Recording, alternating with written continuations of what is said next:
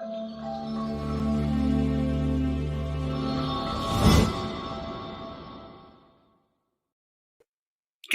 morning, everyone, and happy Tuesday. Welcome to Thoughts and Coffee. My name is Sarah Barnes-Humphrey. I am the founder and host of Let's Talk Supply Chain podcast, digital media company. I'm also the host of Blended, which is our new conversation in diversity and inclusion. And you can find that wherever you subscribe to podcasts. And I'm also the CEO and co-founder of Ships, which is a new platform for freight forwarders and shippers to do better business together. So I am your host for today and so glad to be back. Last week I had to take a little bit of a hiatus and Madison and Audrey took my place and they did an amazing job. So just want to do a shout out to them. Thank you so much for taking over for me last week while I attended a live streamed funeral for my grandmother. All right, so let's talk about what is happening on Let's Talk Supply Chain this week. And I just want to make sure we've got our folks over on my personal LinkedIn as well. All right, so what are we talking about? So the episode of the week this week, that's right, we are celebrating 200 episodes. Woo, woo, woo, woo. So myself and some friends got together for this extra special episode and we talked all about the origin of the podcast. I don't know if many of you know this, but we started off as Two Babes Talk Supply Chain back in 2016 and renamed and rebranded everything in April 2018 to Let's Talk Supply Chain. So we talk all about that journey. They ask me some questions about how I got started, what the industry means to me. And this is an extra special episode because everybody who has supported me, and I've gotten close to over the last year, was able to be part of this episode. So go and check that out. It's episode 200, wherever you subscribe to the Let's Talk Supply Chain podcast. And I cannot wait for you to listen to it. There was a few tears shed, I'm not going to lie, but that's what happens when you get everybody together. All right, let's talk about the upcoming events that we have. And I have a box right here that I want to show you because this event that I'm showing you up on the screen for Six Rivers is what we're doing on Thursday. And let me just show you. I don't know if I can show you the whole thing, but that is the box that you're going to get when you sign up for this particular event. So we start off with a panel discussion, and then we go into a mixology class for the last half an hour, and that's what that box is for. So go ahead and sign up. We've got all the registration links over on our LinkedIn page. So go to our LinkedIn page. We've got an upcoming events post. Maybe AJ, if you want to link it to our last, if you want to put it in the comments, just so people can find the registration. We've also got Digital Futures that is coming up June 3rd, and I am the first panel discussion of the day, which I'm super excited about. And of course, we've got Manifest that's happening in 2022. We've also got a couple of other events that are happening. I'm going to be moderating a discussion with Four Kites for June 8th, which we will be posting as well. And then Mercado's got a webinar coming up that we are going to be posting about as well. All right, so what else is happening? Well, last week we also released our episode of Blended. So episode 8 of Blended is about bullying, both professionally and personally. And as you can see, we had a little bit of fun on this episode. Judy has got her dog in the photo, and we've got Emmett, we've got Madison and Grant, and he's got his dog in the photo as well. So hopefully you've joined us for this episode. Go and check out Blended Podcast wherever you subscribe to podcasts and go and take a listen. We get really raw, really authentic about bullying, and it's a great episode. So go and check it out. We've got a few other new things coming. So I've got about 4 or 5 new announcements that I'm going to make over the next couple of weeks because we've got so many amazing things happening right now. And I'm just waiting to solidify a few of them before I can really tell you you all about them. We've got Madison shows coming up. We've got Abby's show coming up, and we've got a few more announcements on top of that. All right, so that's it for Let's Talk Supply Chain this week. Hopefully I'll be able to see some of you at either the events or hear back from you, your feedback from some of our episodes as well. And so now it's time to bring up our guests. So Maria, are you ready? Good morning or good afternoon. Good afternoon. How are you doing? I'm doing great, thanks. How are you? I'm good. Thank you very much. I'm here in gray England. It's very rainy. As you can see, the lighting difference between us, the gray, that's where I am. And you're wearing a gray shirt to top it all off. I didn't do that on purpose. I didn't do this on purpose, but maybe you're right. Subliminally, I'm, explaining that this is gray here. So thank you for having me here. I'm really excited. Yeah. So tell everybody who you are. Tell everybody who you are and what you do, and give us a little bit of glimpse into all the amazing things that you're doing, because you guys are doing some great things. Thank you. Well, so my name is Maria Villablanca, and I am the co-founder and CEO of a company called the Future Insights Network, which is a network of about 80,000 senior supply chain leaders across the globe, mostly Europe, the United States, but we're expanding quite rapidly into other regions. We have a little podcast, so we as well, which I love. I love to have. We've had Sarah on the podcast as well, so you should tune in. We also run digital events. We have a series of content called Transform TV, where we really talk about transformational issues for supply chain leaders. I mean, there's so much noise, so much hype around transformation, around what to do in order to move your business into the digital space. And what we're trying to do is to talk to supply chain leaders and understand what their challenges are, and mostly get actionable advice and input into how they've managed to move their business into the digital era.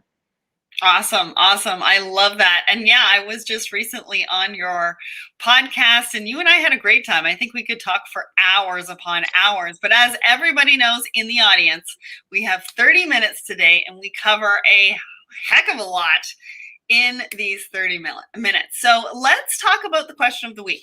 So the question of the week that we have for this week, and just so if you're in the audience and you don't know this, we do ask a question of the week every single week on a Wednesday morning across all of our social channels. We love kicking up the conversation. We love all of the answers that you give to us. But actually, before we do that, just want to give a shout out to Prakash and Gopinath over on my personal LinkedIn who are watching this Thoughts and Coffee episode today.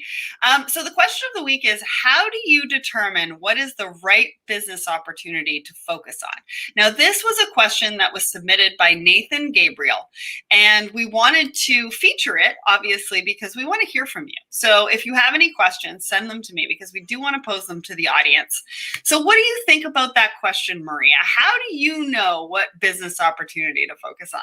That is an amazing question. It's an amazing question. It's something that, is very timely. I myself am struggling to deal with so many things that you think you want to do. There's so many things that you think you should do, things that others are doing. And that's a really hard temptation to resist, looking at what other companies are doing, look at what other people are doing.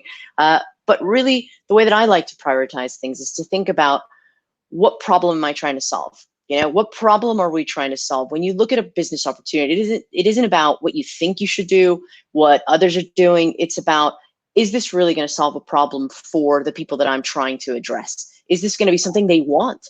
How do we know that? Just because your neighbor down the road is doing it, this isn't keeping up with the Joneses, right? You've got to do something that you think is going to help solve something. That's how I prioritize things. That's my view.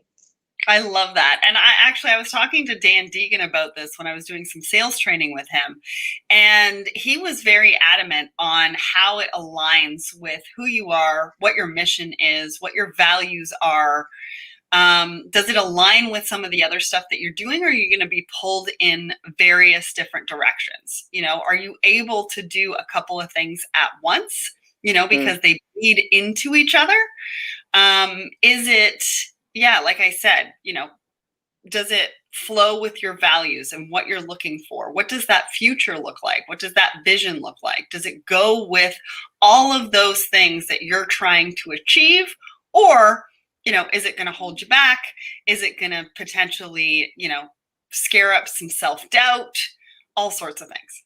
Well, could it also damage your business? Could it also damage what you're doing? Because it's very easy to get distracted by something that could pull you in a totally different direction.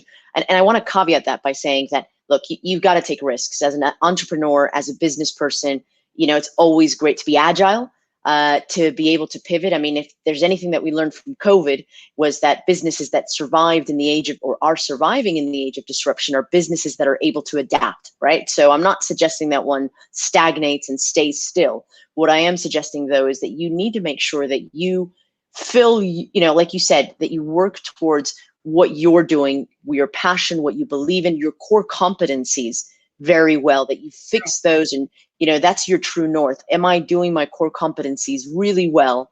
And then from there, is this new opportunity going to actually help me solve a problem or help me deliver value to the people around me? It's true. I love that. And Prakash over on my personal LinkedIn says, "You're not alone, Maria." I'm so glad that you're able to join us today, Prakash. All right, let's also talk about my thoughts and coffee posts. So every Sunday, I put out a leadership post. This Sunday was about being like bamboo. So what does that mean? Well, be like bamboo. It bends but does not break. It's flexible yet firmly rooted. So in this post particularly, I actually talked a little bit about, some of my strengths, some of my weaknesses, not being perfect in the face of hardship, and talking about being adaptable and being able to bounce back. I've certainly bounced back on a number of different occasions. I think I've done some of that publicly, so some of you have seen that. And so the question that we were sort of asking around this, are you flexible yet firmly rooted? So what does that mean to you? Maria, when you saw this post, I love this just because of everything that we've been through and seen and done over the last year. It just rings true to so many things. What were your thoughts when you saw this post? I'm not going to lie to you. Part of me, initially when I thought of is, oh my God, bamboo will just grow everywhere. Out of control. This stuff is just out of control. That was my first thought. So I'm not going to lie to you.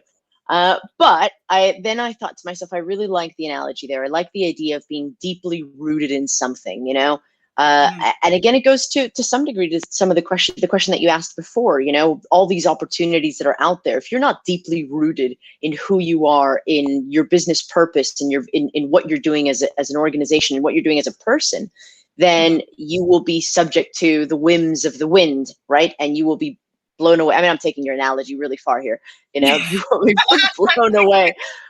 But you know what I mean? I thought it was really deep. I thought it was really deep. Yeah. And, something that I've thought a lot about, and I think, in the last year, we've really been tested in a variety of different ways, right? Emotionally, physically, right? Because a lot of us have been locked down. Some of us are still locked down, so Yes. making sure that you get out, you move around, and, you do the exercise, you put in the work, because sometimes at that point, it really does feel like work. When you don't have baseball to go to and you're playing baseball for a couple of hours, and that's maybe your release, and so it's really shaken up quite a bit. And so what is that root for you? What is that firmly planted root? It could be a place, it could be a person, it could be something creative like singing or dancing, and just remembering when you're in that moment and there's so much turmoil and you're just sort of like, who am I and what am I here for? Making sure that you go back to that root and just, dance it out, sing it out, whatever that looks like. Go to that place, just be in that moment, and remember that you can be firmly rooted in amongst all of the chaos that's going on around you. It's almost like you're saying, remember who you are. Remember who you are, what you believe in, and what ignites your fire, what you're passionate about. Mm-hmm. Yeah, it's so true. It's so true. So we're gonna put that link in the comments. You guys can go and check out that post as well a little bit later on. We've also got a free supply chain dictionary. So if you guys are watching, we've just put it in the comments on LinkedIn. AJ, we might want to put it in the comments on Twitter and Facebook as well, so people can click that link and get our free supply chain dictionary. So we were selling these. Now we're giving them away for free. So go and click that link. It's like 107 pages. So you think you know all the acronyms in this industry? I'm still learning. I'm still learning. There are times where I'm talking to people, I interview someone and they say something and I have to nod along thinking I don't want to look like a jerk, like I don't know the answer to this, but then I have to look it up, and then I think a dictionary would do really well. So yes.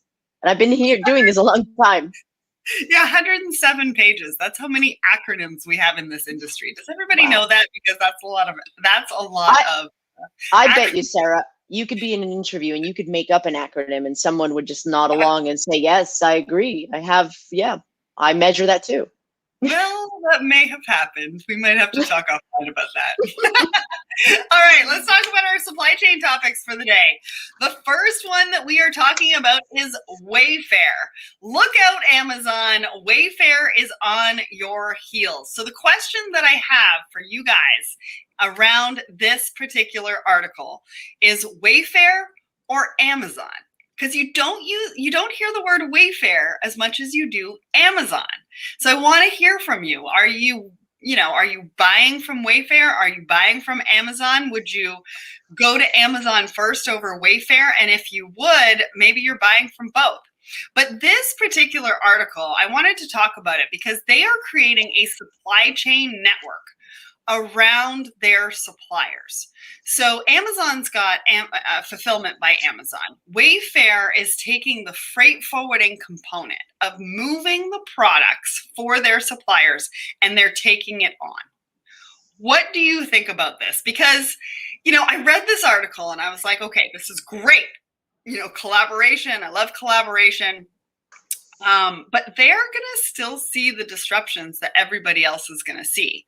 But they do say that their disruptions are, that their containers are prioritized. So maybe they're not seeing as many disruptions, but I don't know. I mean, who knows? Maria. So what I liked about this article was the focus that they have on improving the experience for their suppliers. I think that's something that is, a lot of people talk about, not a lot of people do. And I think that that's giving them quite a number of opportunities. I think the fact that they've had bottlenecks and the issues with shipping has caused a lot of these bottlenecks and these disruptions. They say that they're not going to normalize things until the end of this year, if that, maybe even the beginning of next year. So to me, I think Wayfair may not be on the heels of Amazon, but it certainly is demonstrating a level of capability that is very interesting to observe. It's crazy. I mean, so they were talking about in Q1 how they're up 49% in e-commerce. And we've talked about this before on the show, that e-commerce in the last 6 months have gone up like 120 to 300% in some sectors, which is crazy. But the fact that Wayfair is going to put all of this emphasis on what they're calling the supply chain network, which I like that phrase. I don't know about you, but I like that phrase. But they're putting all of their efforts into supply chain, more importantly, freight forwarding and logistics for their suppliers to give them a more competitive edge, bring everybody together, minimize disruptions because they're saying that their containers are getting prioritized. I mean, the fact that Amazon went full bore on, fulfillment and inventory and giving them that competitive edge, and Wayfair is taking a different approach with freight forwarding and logistics. I mean, we'll just kind of have to see what happens. Well, they're saying they're not going to be able to avoid, all of the major disruptions. Like, there will be disruptions, right? But they're hoping that things are going to become a lot easier for them. So no, I think they're building resilience and agility into their supply chain, which is very important to do these days. Well, and they're bringing in collaboration, right? And willing to work with their suppliers instead of leaving their suppliers hanging to dry and saying, listen, if the product doesn't get here by a certain amount of time, there's going to be a penalty, or leaving them to their own fruition by way of potentially losing customers because they can't fulfill orders because they can't get their product across the ocean. They're saying, no, wait a second. We've got some leniency here. We've got some weight here. Let's bring everybody together if the suppliers want to work with us on that, and let's make sure we can get our goods here in a timely fashion so that we can better our customer experience, not only for us but for you as well, so that we have, that customer experience moving forward, and we're thinking about the customer. Yeah, I agree. Demand is very high, so they have to respond. So Highwell says, personal experience is that supply chain can be the best sales tool if used in the right ways. Maybe this is what Wayfair is trying to do. I absolutely agree. I just think it's interesting to see how they are, how they're, differentiating themselves with a different aspect of supply chain than Amazon. All right, so our next article is about Amazon. Actually, I did this on purpose, I think. My question to you around this article. So we've talked about this in past months about how Amazon have missed the mark a little bit on, how they treat their employees and what that looks like, and competition and all that kind of stuff. So my question for you is, can Amazon change its image? So we've gone from hearing from Amazon and Amazon having some challenges around, their employees, competition between the employees as sort of a wellness check, employees not necessarily being treated very well, which we've highlighted on a show before. Now they're changing the tone and they're talking about investing $300 million into an employee wellness program. And so my question to you is, can Amazon change its image? And is this going to be what Amazon needs for us to really see what they're made of and how they're really taking care of the people in this industry? Because the people in this industry is what makes this industry the best industry in the world.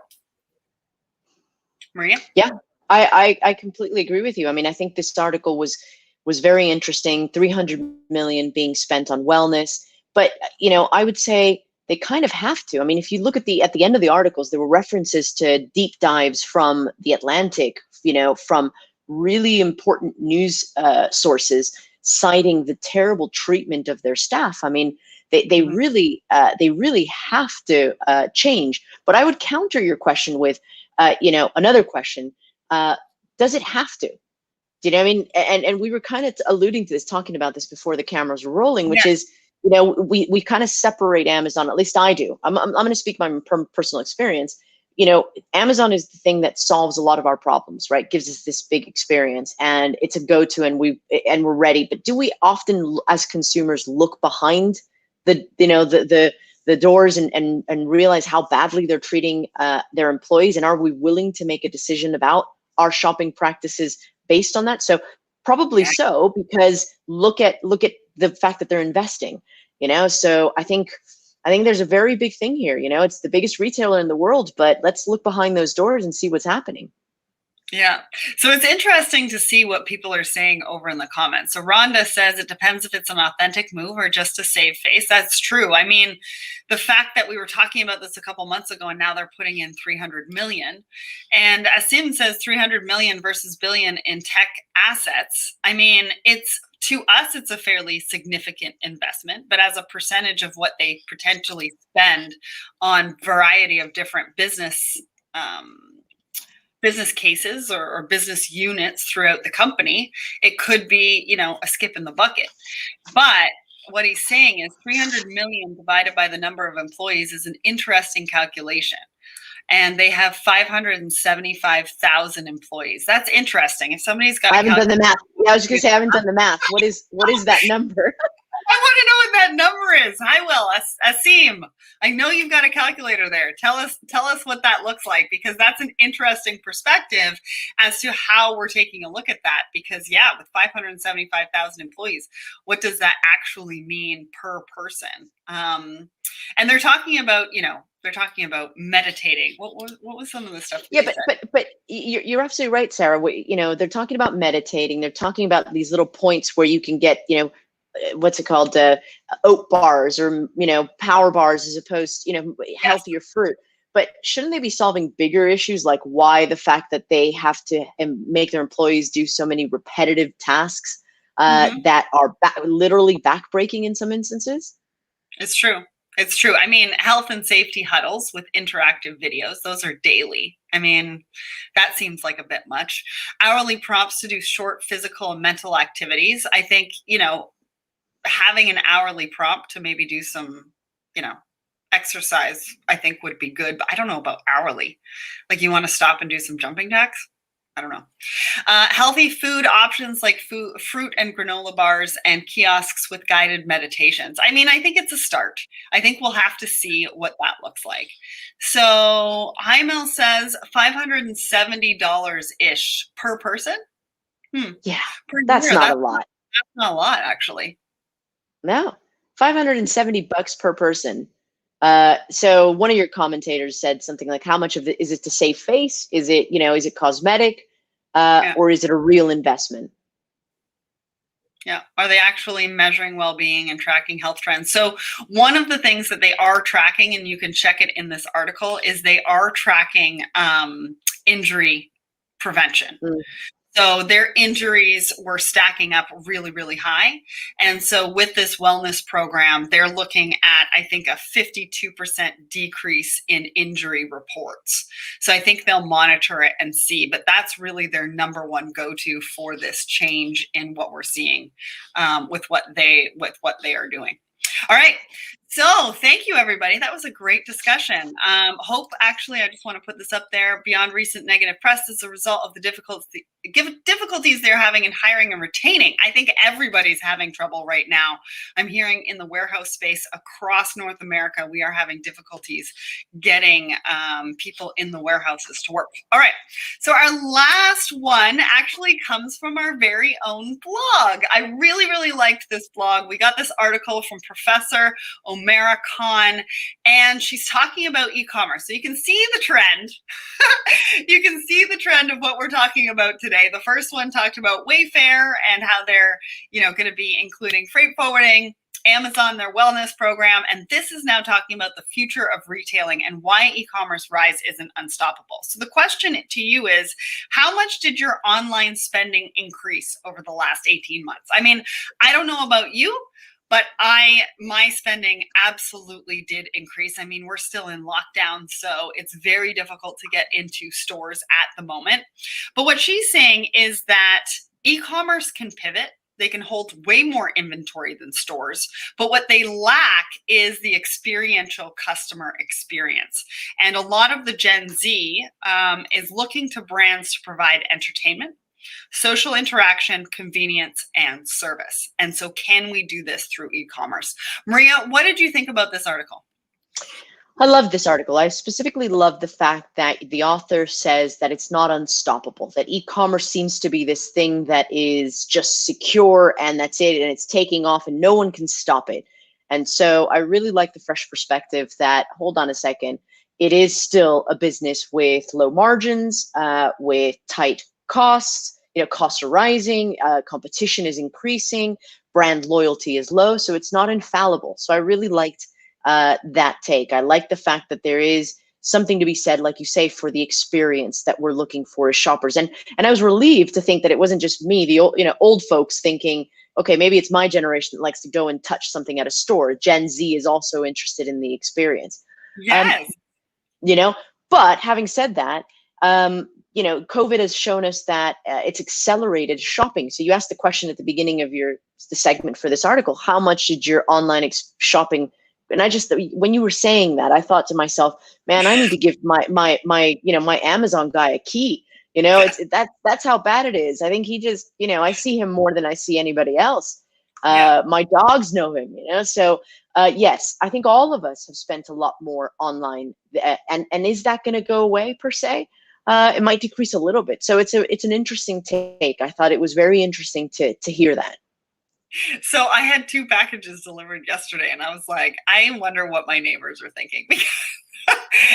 I'm getting packages delivered all the time without even, really realizing it or thinking it. I mean, I think e-commerce is definitely here to stay. I think the rise that we've been seeing is going to taper off once people get out and are doing experiences, right? Like concerts and sporting events. Once we can get back into that, I think we'll see. But I think, we've definitely seen a shift in people going to online shopping versus bricks and mortar, obviously, over the last year. And I don't know how that's going to change. And I don't know if we're going to have some stores to go back to. I mean, we'll just have to sort of see what that looks like. But I really, really love this article. She's got a lot of great perspectives in the article. She's also got a free download. So if you want to go there, again, the links to the articles are in the comments. Go and check that out. Get your free download. She also talks about for e-commerce how returns are going to be a priority for that. Well, we are at the end of our show. This is the fastest and best 30 minutes on social media on a Tuesday morning. Appreciate all of you for joining us again today. I will be back with Audrey Ross next Tuesday at the exact same time, and can't wait to see you there. Maria, thank you so much for joining us today. Thank you. Love what you're doing. Love your perspective, and love what you're doing. Thanks so much. Thanks for having me.